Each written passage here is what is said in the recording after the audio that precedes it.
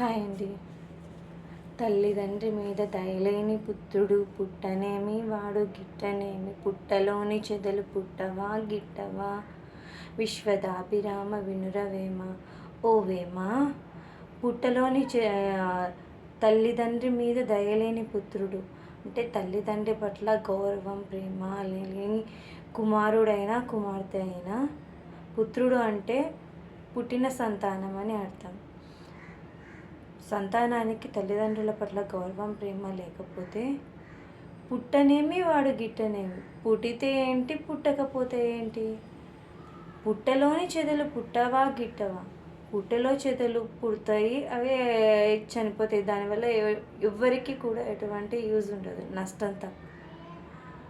విశ్వదాభిరామ వినురవేమ అంటే తల్లిదండ్రుల పట్ల గౌరవం ప్రేమ లేని వాళ్ళు పుట్టినా పుట్టకపోయినా ఎటువంటి విలువ లేదు అని అర్థం.